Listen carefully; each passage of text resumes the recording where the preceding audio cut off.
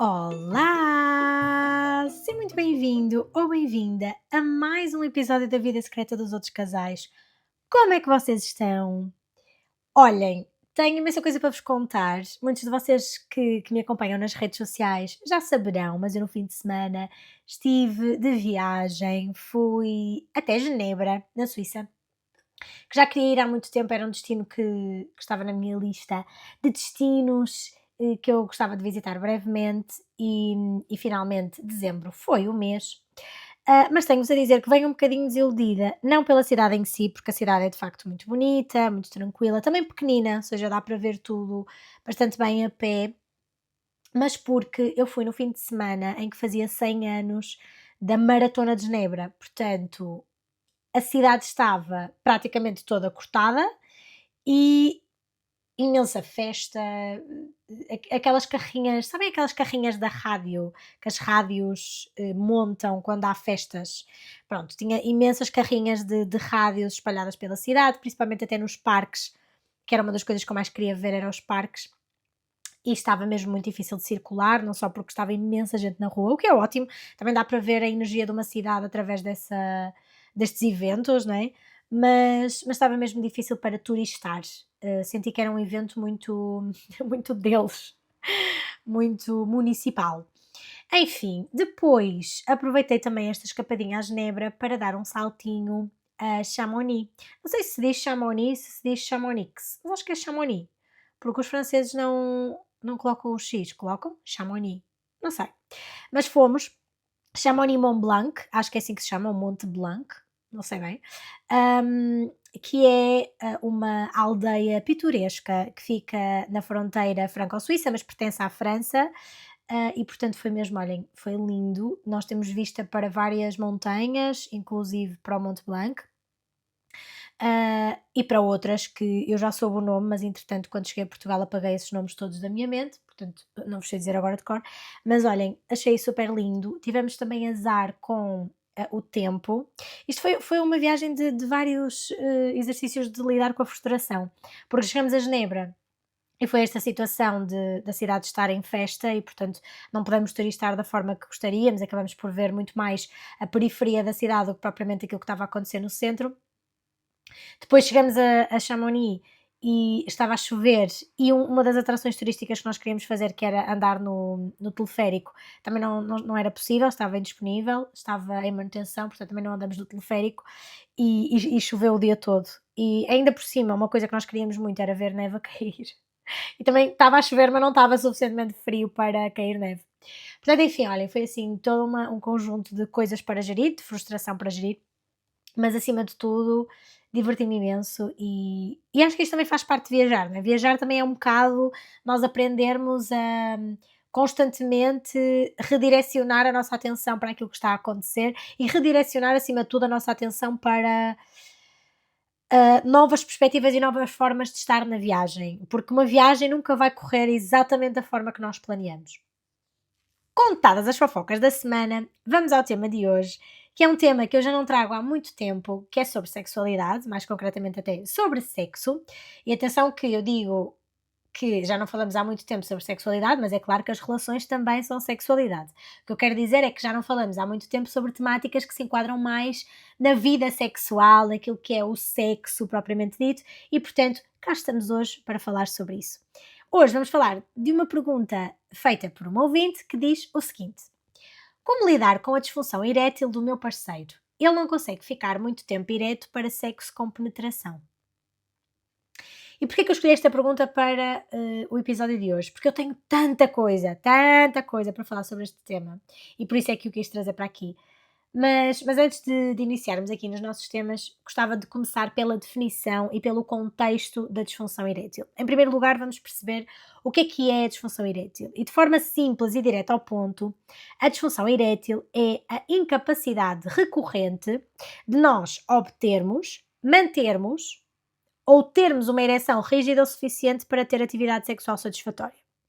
O que é que isto quer dizer? Que ou eu tenho dificuldade em obter uma ereção, ou tenho dificuldade em manter a ereção, ou então a minha dificuldade é ter uma ereção que seja rígida o suficiente para eu conseguir a atividade sexual que eu pretendo. ok? Pode ter a ver também com a rigidez da própria ereção. Mas deixem-me destrinçar isto bem, porque a maioria das pessoas entende esta definição de forma muito objetiva.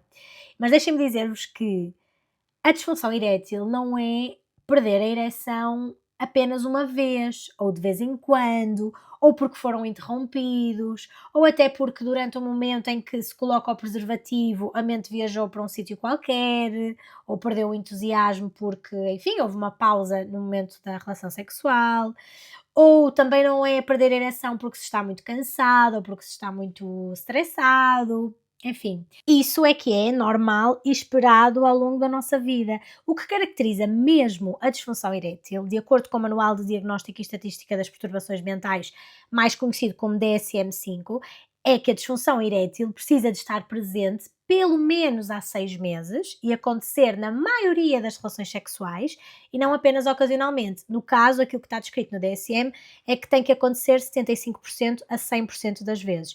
E não pode ser consequência de, sei lá, dificuldades na relação, que sejam graves ou que, enfim, alguma coisa na relação esteja a acontecer que possa justificar a disfunção erétil. Não pode ter a ver com outros fatores de stress significativos na vida da pessoa, como estar a passar por um luto, por um desemprego, por estar a tomar alguma medicação ou até por sei lá, ter a ver com algum efeito de uma substância ou medicamento ou até outra condição médica na vida da pessoa. Outra coisa importante é que a disfunção sexual é sempre definida também em função do sofrimento que gera, portanto, para o diagnóstico ser feito, é necessário que esta situação cause sofrimento, no caso clinicamente significativo à pessoa. Portanto, há um conjunto enorme de fatores e de critérios que precisam de estar presentes para a disfunção erétil ser diagnosticada. Não basta dizer, eu estava muito estressado e perdi a minha ereção. Eu estava muito chateado com a minha namorada e perdi a minha ereção. Eu estava muito, sei lá, como é que eu disse há pouco? Fomos interrompidos, né? Fomos interrompidos e eu perdi a minha ereção. Portanto, não é sobre isto. Portanto, se nós estivermos a falar da perda de ereção ocasional, aconteceu porque aconteceu XYZ, deixem-me dizer-vos que não só pode acontecer, como vai acontecer a qualquer pessoa, em qualquer altura da vida. E isto é uma coisa que eu gosto muito de trazer, até inclusive para consulta, esta perspectiva, porque muitas pessoas têm muito receio, não gostam de se preparar para a possibilidade real, para aquilo que é possível efetivamente, gosta de se preparar para possibilidades, ou seja, para aquilo que é possível, mas não é provável. Não é? Ou seja, há coisas que são possíveis, mas não são prováveis. Exemplo, é possível que caia um avião em cima da minha casa e eu morra neste preciso instante, mas não é provável. Ou seja, isto para dizer que nós precisamos nos preparar para aquilo que é efetivamente provável. E é provável que, algures na minha vida, eu possa ter um episódio. Eu não, no caso, mas uma pessoa com um pênis possa ter um episódio de disfunção erétil. Vai acontecer, eventualmente, em algum momento da vida. Vai. Pode não acontecer a alguns homens ou algumas pessoas com pênis, mas acontecerá à maioria. E algumas vezes, ou na maioria das vezes, está tudo bem com isso. Nós precisamos de normalizar que isto vai acontecer, tal como é natural, por exemplo, a perda de lubrificação ou outra coisa que aconteça no corpo da pessoa com vulva, vai acontecer no corpo da pessoa com pênis. Está tudo certo.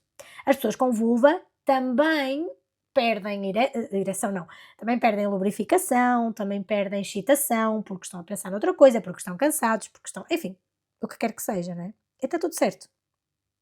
Portanto, isto para dizer que a perda de ereção recorrente é aquilo que nós chamamos de disfunção erétil.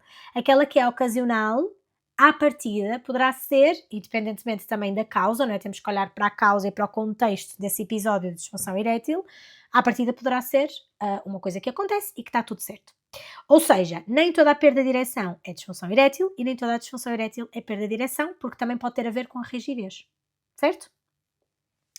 Posto isto, gostava de vos dizer também que existem 2 tipos de disfunção erétil. Existe aquela que é primária, portanto, a disfunção erétil, ou seja, esta incapacidade de obter ou manter uma ereção acontece desde as primeiras relações sexuais, portanto, praticamente desde sempre. E existe aquela que é secundária, em que a disfunção erétil surge num qualquer momento da vida da pessoa, mesmo que até anteriormente tenha havido uma boa função erétil e relações sexuais bastante satisfatórias na grande maioria das vezes. E não vamos esquecer que para haver diagnóstico de disfunção erétil, ela tem que estar presente 75% a 100% das vezes. Ok? Agora, antes de passarmos aos porquês, ou seja, porque é que a ereção se perde, o que é que se passa para isso acontecer, Deixem-me dar-vos aqui algum contexto sobre o tabu e os mitos que existem sobre a própria ereção. Aquilo que nos dizem os estudos é que 1 em cada 3 homens terá episódios de algum tipo de dificuldade erétil ao longo da sua vida. Estas falhas ocasionais que estávamos a falar e que são normais e não significam por si só um problema, ou então falta de desejo ou falta de atração pela pessoa. E é aqui que entra o grande problema, é que nós vivemos numa sociedade onde a ereção é vista como prova de masculinidade. Portanto, o meu valor enquanto pessoa, enquanto homem, depende da minha capacidade erétil, depende da minha capacidade sexual. É isto que vai ditar o quanto eu sou bom, o quanto eu sou másculo, o quanto eu sou provedor de prazer à pessoa com quem eu estou. Mas o corpo humano não funciona assim. O corpo humano não é uma máquina, não é rápido, não é automático, não está sempre pronto. E é importante que pensemos nos ensinamentos que nós passamos às nossas crianças, aos nossos meninos, rapazes, homens, enfim, porque a verdade é que nós criamos uma pressão absurda sobre a performance sexual. E isto nem sempre é uma coisa que nós dizemos por palavras, mas ensinamos através de, para já, do nosso comportamento, mas também de atos e omissões, não é? Aquilo que nós fazemos e aquilo que nós omitimos. E muitas vezes esta lógica de não, não, meu filho, às vezes eu já ouvi isto sobre crianças minúsculas, crianças que acabaram de nascer, têm um mês de vida, e há estes comentários de: já viste o pénis do meu bebê? Ele sai ao pai, tem um pénis enorme, vai ser muito trabalhador. Ou seja, às vezes a criança nem sequer tem cognição e já está a viver nesta crença, não é? Nesta bolha que se cria e que depois vai trazer tanta ansiedade de performance. E é por isso que nós falamos tanto da ansiedade de performance, principalmente no que diz respeito à masculinidade, mas também acontece, obviamente, nas pessoas com vulva. E há um mito muito específico que eu gostava de vos falar, que é o mito do macho latino, que é exatamente isto, que é esta ideia de que os homens estão sempre prontos para ter sexo. Firmes e hirtos, sempre prontos, nunca podem dizer que não. Também há muito este mito, não sei se vocês já ouviram, mas eu ouvia isto imenso. Também quando era mais novinha, quando era adolescente, que é esta lógica de se um rapaz não se interessou, não quis, não ficou ereto, não, enfim, o que quer que seja, então é gay. Também há isto, né? Aqui no caso, em dinâmicas heterossexuais, quando isto acontece.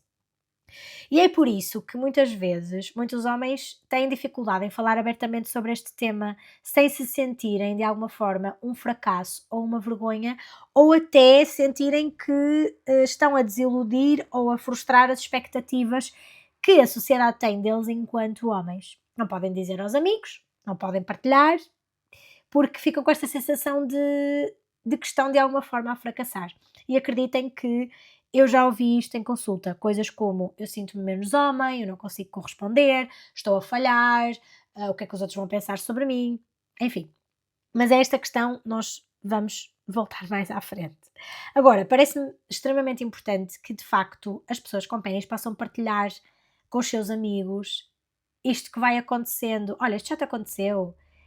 Olha, se te aconteceu, quantas vezes é que te acontece? É muito frequente? Olha, será que achas que me aconselhas alguém para procurar ajuda? Muitas vezes a não procura de ajuda vem deste lugar de medo do julgamento, não só dos amigos, mas também dos profissionais de saúde, etc, etc, etc. Portanto, é mesmo importante que nós comecemos a desconstruir estas ideias que temos sobre masculinidade e sobre esta associação que fazemos entre a ereção, o papel no sexo, este guião pré-definido, que também falaremos mais à frente, daquilo que é o sexo. Comecemos a desconstruir isto para que os homens possam entender melhor como é que acontece como é que a sua sexualidade se processa, não é? Mais especificamente até a sua excitação, o seu papel neste tal guião, não é? O seu papel no sexo, enfim, para terem uma sexualidade também mais feliz e descontraída e leve para eles próprios e não sofrerem tanto desta coisa chamada ansiedade de performance, que é super importante. Então, passando aqui para esta questão de porquê é que isto acontece, em primeiro lugar, nós temos que compreender que a ereção não é algo puramente sexual, é um fenómeno que envolve muitas coisas. Envolve o sistema nervoso central, o sistema cardiovascular, o sistema hormonal, o nosso estado emocional também e o contexto da relação, não só da nossa relação, se for uma relação conjugal, mas também da relação sexual. Enfim, qualquer perturbação num destes fatores já pode interferir com a nossa capacidade erétil. Mas eu gostava de agrupar estas causas em 4 grandes grupos. O primeiro grupo são as causas fisiológicas, por exemplo, a presença de diabetes, hipertensão, colesterol, problemas cardiovasculares. Por exemplo, a disfunção erétil pode ser um primeiro sinal clínico de haver problemas cardiovasculares, por exemplo, até porque nós sabemos que a ereção é fruto também deste sistema cardiovascular a funcionar em alto funcionamento, na verdade. Pode haver, por exemplo, também uma baixa produção de testosterona, aquilo que nós chamamos de hipoandrogenismo. Portanto, podem haver problemas neurológicos, pode haver trauma nos nervos pélvicos ou uma lesão até na espinal de medula. Pode haver uma condição no próprio pênis, que nós não conhecemos ainda. Portanto, causas fisiológicas podem efetivamente ter questões relacionadas com a disfunção erétil. O segundo grande grupo são o estilo de vida e os fatores externos ao nosso corpo, mas que de alguma forma estão a ser influenciados por este estilo de vida. Por exemplo, o consumo de substâncias, como o tabaco, o álcool, drogas recreativas, falta de horas de sono também, portanto, se anda a dormir menos, estou em privação de sono, o sedentarismo, se eu não me movimento, se eu não movimento este sistema cardiovascular também. Também pode acontecer, por exemplo, aqui dentro do estilo de vida, o uso de pornografia muito frequente, o que pode levar a uma desensibilização ao estímulo, por exemplo. Já para não falar também de que a pornografia mainstream, aquela pornografia mais consumida, assim a pornografia mais corriqueira, vá, aquela que todos conhecemos, cria muitas expectativas irrealistas sobre, não só sobre o próprio pênis, não é? O tamanho, a espessura, o comprimento, enfim, tudo, como também sobre a duração da ereção, o ritmo da relação sexual, a rapidez com que a excitação precisa de acontecer, o desempenho do homem na relação sexual e até da própria mulher também no caso de relações heterossexuais. Portanto, todas estas expectativas irrealistas vão criar esta ideia irrealista, passa a redundância, daquilo que a minha prestação no sexo precisa de ser, o que pode levar àquilo que nós chamamos de Porn-Induced Erectile Dysfunction. Ai, eu hoje estou bem boa. Porn-Induced Erectile Dysfunction, que tem sido cada vez mais discutida na literatura, não só exatamente por esta questão, por se estar a estudar a disfunção erétil, mas também porque desensibiliza a pessoa, por exemplo, no momento do orgasmo, também. Ou seja, torna difícil não só que a pessoa alcance a ereção durante a atividade sexual, da vida real, não é? Mas normalmente até pode acontecer de a pessoa alcançar a ereção só na presença até da própria pornografia, mas portanto sem a pornografia, na vida real, sem a pornografia pode tornar mais difícil e também a atingir o orgasmo, porque há esta desensibilização também. Portanto, eu preciso daquele estímulo, preciso estar a ver aquele vídeo, aquela coisa, ouvir aqueles sons, enfim, o que quer que seja, e depois desensibilizo-me ao ponto de não conseguir, fora dessa bolha, não é, daquilo que me dá prazer e à qual o meu cérebro se foi habituando, desensibiliza-me e eu não consigo os mesmos resultados na relação sexual da vida real com uma pessoa real. Portanto, pode acontecer isso. Enfim, terceiro grande grupo, o estado da relação. Se há conflitos prolongados, a falta de comunicação, o ressentimento em relação a algum tópico, por exemplo, haver pressão para que o sexo aconteça ou não, haver pressão até para que o sexo aconteça de uma determinada forma. Eu quero que o sexo seja X, Y, Z e tu não estás a corresponder, e portanto, estes pequenos conflitos na relação também podem, obviamente, criar uma pressão extra no próprio homem. Também já ouvi muito isto em consulta, que é muito mais do que a pressão para a ereção, colocada pelo próprio. Há também esta lógica de pressão para a ereção colocada pela parceira, ou pelo parceiro, o que muitas vezes traz ainda mais ansiedade, ainda mais esta sensação de eu estou a falhar, eu não estou a corresponder, eu estou a desiludir, eu não estou a ser o suficiente, e isto é um ciclo vicioso, que também vamos falar mais à frente, que acaba por reforçar a sintomatologia e não tem de todo vantagem absolutamente nenhuma. E por fim, quarto grupo de fatores, os fatores psicológicos e emocionais, que são a minha praia, não é? E a regra geral, aqueles que nós mais observamos em consulta. E aqui falamos em fatores como ansiedade, stress, sintomatologia depressiva também, por exemplo, estar a fazer um luto, ou estar a passar por uma fase de baixa autoestima, ou até haver presença de algum trauma no contexto sexual, ou até Lá está esta ansiedade de desempenho que falávamos, que é muito comum, e quero demorar-me mais neste tópico, não só porque é a minha praia, mas porque cerca de 41% das pessoas com disfunção erétil apresentam sintomatologia ansiosa ou sintomatologia depressiva, ainda que a própria sintomatologia ansiosa ou depressiva possa não ser o fator principal. Mesmo que, vamos por exemplo, a disfunção erétil esteja a ser causada por diabetes, hipertensão, colesterol, problemas cardiovasculares, muitas vezes, muitas destas pessoas que até a disfunção erétil tem a ver com um outro fator fisiológico, apresentam depois, por conta desta disfunção erétil, outro tipo de sintomas, como no caso, sintomatologia ansiosa ou até esta ansiedade de performance. E está tudo certo, há coisas que coexistem, não é? E muitas vezes aquilo que é fisiológico e emocional coexiste bastante, ok? Portanto, de qualquer das formas, a verdade é que a ansiedade, especificamente a ansiedade de performance, tanto pode ser um, uma causa, como pode ser uma consequência, não é? Como estamos aqui a falar. E muitas vezes é também uma outra coisa, que é um fator de manutenção do problema. A própria ansiedade tendencialmente torna-se a manutenção de tudo isto, um círculo vicioso. Então, como é que isto acontece? Eu tenho pensamentos negativos acerca do meu desempenho sexual, não é? Sei lá, vai ser sempre assim, já sei que não vou conseguir, ah, às vezes até estamos a conseguir e pensamos, estou a conseguir, será que eu vou aguentar? Será que isto se vai manter? E se eu não conseguir? E se isto baixar? E se isto... Enfim, pensamentos derrotistas, não é? Sobre a própria experiência, que ainda não aconteceu ou que está a acontecer no próprio momento. O que é que acontece com isto? Quando eu estou a ter pensamentos negativos acerca daquilo que está a acontecer, eu estou a desfocar a minha atenção daquilo que está efetivamente a acontecer. Portanto, eu estou a fazer uma monitorização da minha ereção de forma muito excessiva, o que faz com que eu perca o foco nas sensações corporais, não estou a sentir absolutamente nada, já não estou com foco naquilo que está a acontecer no meu corpo e naquilo que me dá efetivamente prazer e excitação. E atenção, não vamos esquecer que aquilo que mantém a ereção é a excitação no corpo, é a excitação no corpo, o desejo na mente, né?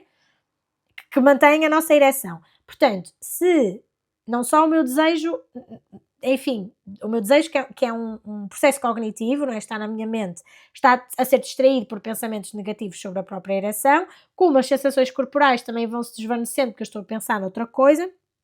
Então, como é óbvio, é que o resultado é que, se eu estou ansioso e perdi o foco naquilo que está a acontecer, eu vou obviamente perder a ereção ou não ter uma ereção sequer.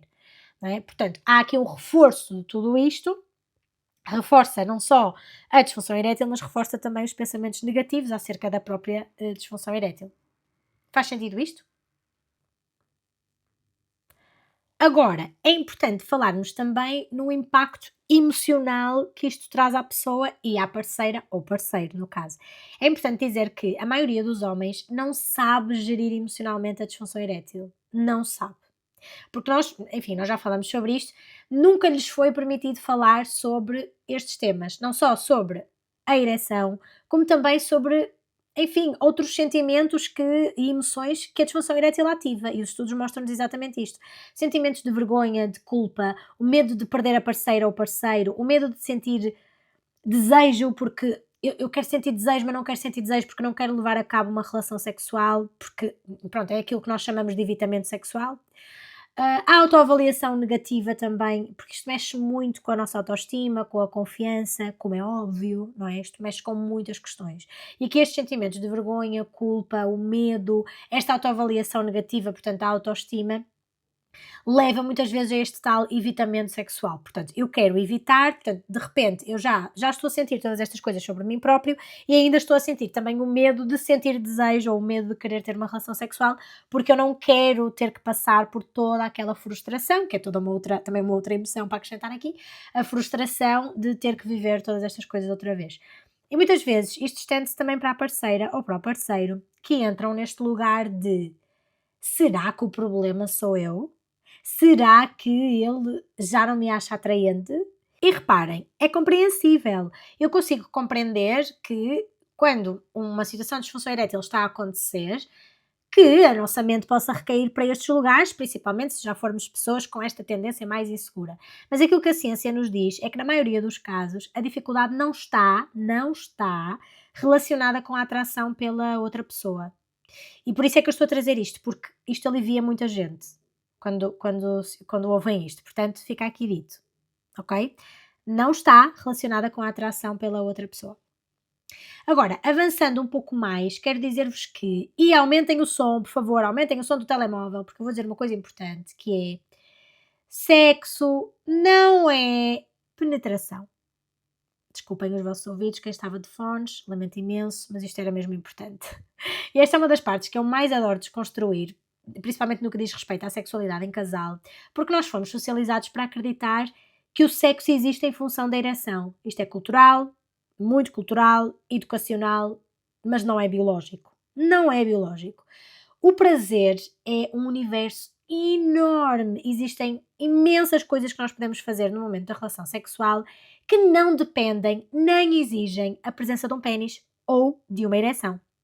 Ou até, indo mais longe um bocadinho, de uma penetração.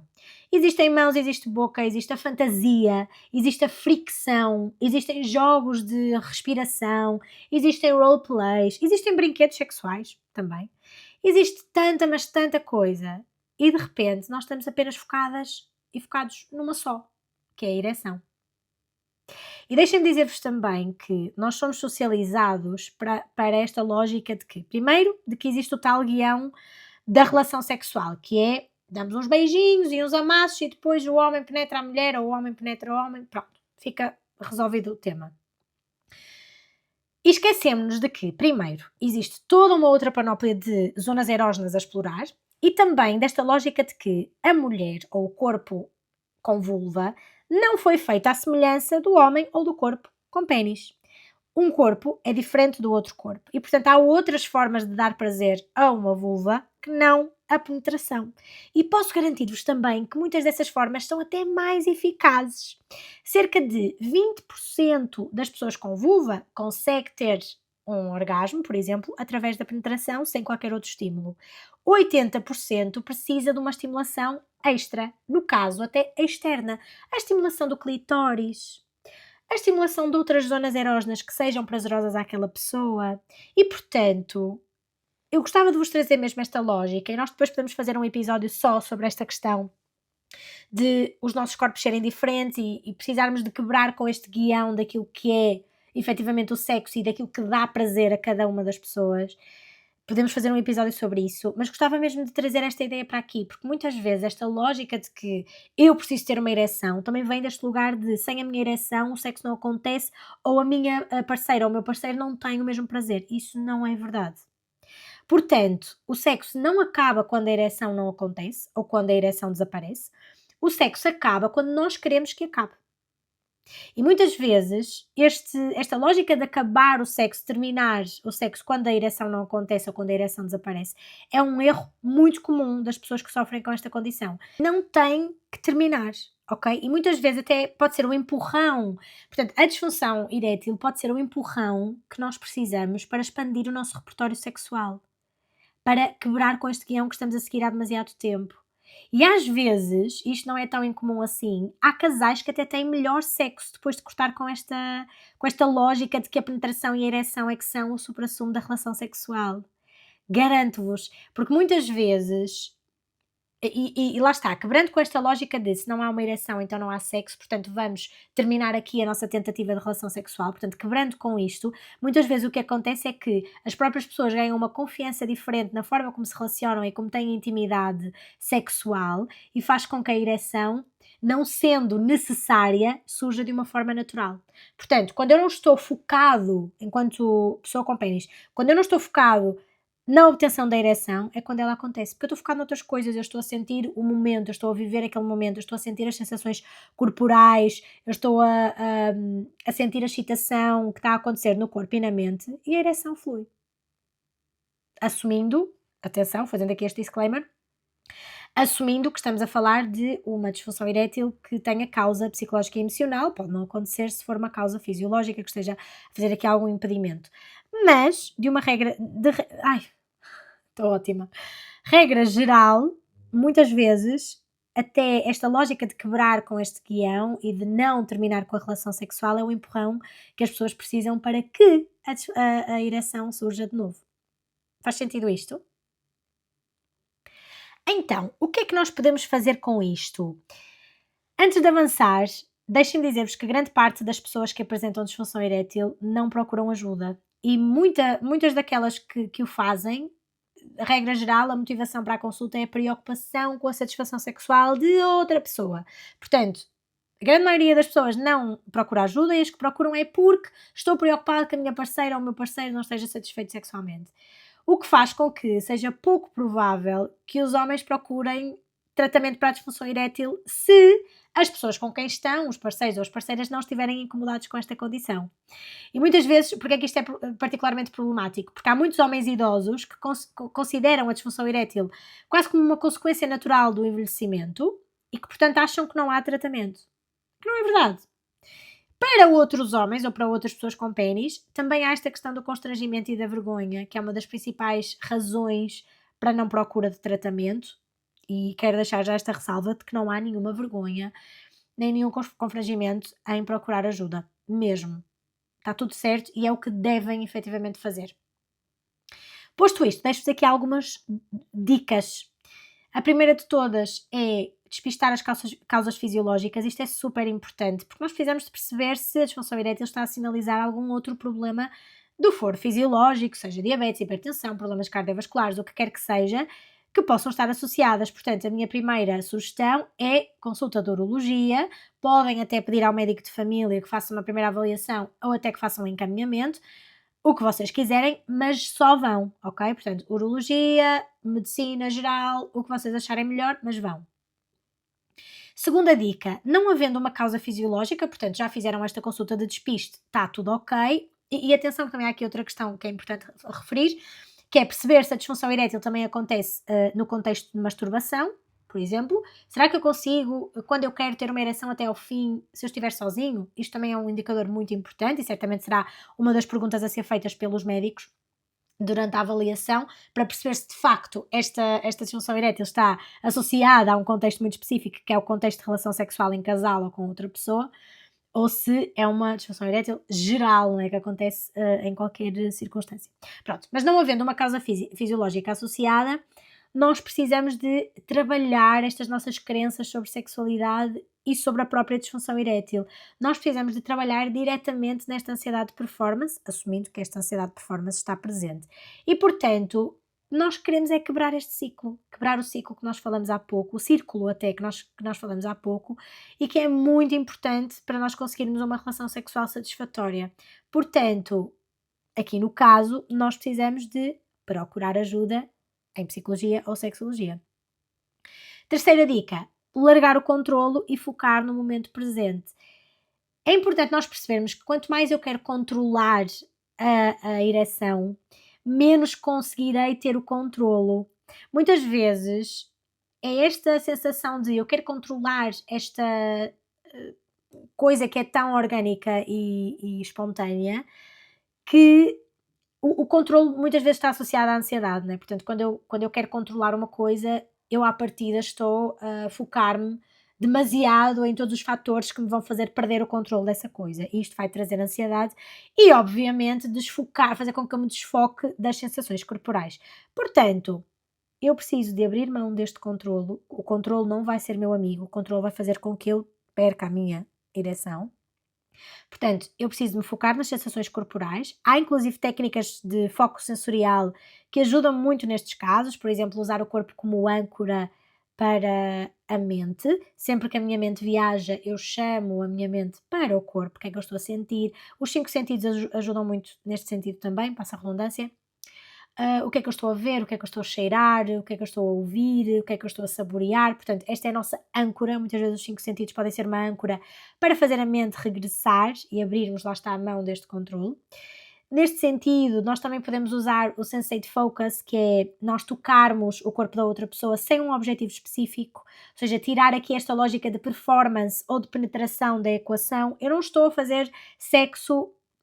Vou reformular. Eu não estou a tocar neste corpo, ou eu não estou a fazer este movimento com a mão, ou o que quer que seja, porque estou a performar sexualmente, ou porque estou a fazer sexo, propriamente dito. Portanto, não é este o foco. O foco é só eu tocar sem objetivo. Eu quero fazer isto, tocar aqui está a dar-me prazer, ou está a fazer-me sentido, e portanto, o toque sem objetivo ajuda muitas vezes o corpo a relaxar nos momentos de intimidade, porque retira da equação, lá está, não só a penetração, mas também esta coisa da performance e de eu tenho que ser bom e tem que acontecer e tem que ser maravilhoso. Portanto, ajuda a que a pessoa se sinta mais relaxada e muitas vezes mais segura também. Portanto, desfocar da penetração e do pénis. Porque muitas vezes esta ansiedade, como nós já falamos, está a ser mantida pela pressão que nós sentimos em performar. Portanto, faz todo o sentido haver este desfoque da relação sexual, este desfoque do pénis, ok? E até para que a pessoa perceba que a ereção não é a coisa mais importante do mundo, nem a coisa mais importante daquela relação sexual, imprescindível, etc, etc. Portanto, isso ajuda muito a haver um maior relaxamento e tranquilidade, o que potencia depois a ereção espontânea, sem a pessoa se aperceber, olha, ups, já estou ereta outra vez, sabem? Outra dica também muito importante é comunicar sobre o tema, que é algo que nem toda a gente faz. E aqui quando falamos em comunicar não é perguntar: "Ai, porque é que tu não consegues? Estou frustrada porque tu não consegues. O que é que eu posso fazer para tu conseguires?". Na verdade é nós conversarmos sobre os impactos, conversarmos sobre o impacto da disfunção erétil, os medos da disfunção erétil, os pensamentos, as inquietações na mente daquela pessoa, reforçar várias vezes que nós estamos juntos nisto, vamos experimentar outras formas de estarmos perto, outras formas de obtenção de prazer, outros guiões possíveis para a nossa intimidade em casal. Portanto, esta lógica de retirar a pressão, retirar esta ansiedade de performance também, de tu não me estás a desiludir, eu estou satisfeita ou satisfeito com a nossa vida sexual. Enfim, haver muita conversa sobre o tema para que ele não se torne um tabu. Nós não queremos isso, ok? Não queremos que o tema se torne um bicho-papão. E por fim, procurar ajuda profissional. Isto é mesmo importante, procurar ajuda em psicologia, procurar ajuda em sexologia. Procurar ajuda é sempre o mais importante, porque nós descobrimos em terapia coisas que nós nem sequer sabíamos sobre nós próprios. Por exemplo, até a nossa necessidade de controlo. E falando, ou seja, trazendo esta lógica de que falamos há pouco, de que o controlo muitas vezes está aqui na base desta disfunção erétil, muitas vezes, quando nós somos pessoas com esta tendência para o controle, eu preciso controlar tudo na minha vida, eu preciso ter tudo organizado, eu preciso ter tudo em ordem, eu preciso saber onde é que vai cada coisa. Muitas vezes isto depois interfere com a sexualidade também. Portanto, há características nossas que em terapia nós precisamos de agilizar, características, traços de personalidade, por exemplo, enfim, outras situações de outras áreas da nossa vida que impactam a nossa sexualidade. E, portanto, precisamos de unir esforços, aqui no caso com ajuda profissional, para nós agilizarmos estes traços e conseguirmos uma função erétil mais saudável para nós. E aqui no caso, deixem-me dizer-vos também que a disfunção erétil é uma das condições com maior taxa de melhoria, portanto, e de remissão. Portanto, toca a procurar ajuda, é mesmo importante. Se vocês não têm disfunção erétil, mas o vosso parceiro tem disfunção erétil, enviem-lhe este episódio, porque ele precisa mesmo de ouvir isto. Sim? Ele ou ela. Faço já aqui este disclaimer. E pronto, malta, é isto que tenho para vocês hoje. Se este tema mexeu convosco, se reconhecem a vossa dificuldade aqui, quero lembrar-vos que não estão sozinhos, portanto, nada disto é motivo de vergonha. Podem procurar ajuda na minha página de Instagram, @inesmel.pt. Aproveitem para me seguir por lá também, é sempre importante o apoio de quem gosta do nosso trabalho. E não se esqueçam de seguir aqui no podcast também, que também é importante. E deixem-me, obviamente, os vossos comentários, porque quero muito saber o que é que vocês acham sobre este tema, se já viveram alguma situação semelhante ou se há alguma coisa que vocês acrescentariam. Vou gostar muito de saber o que pensam sobre isto. Não se esqueçam também que me podem enviar as vossas histórias, dúvidas, confissões e inquietações para o link que eu deixo na descrição do podcast e na descrição do episódio. E pronto, malta, até para a semana. Obrigada por me ouvirem e beijinhos!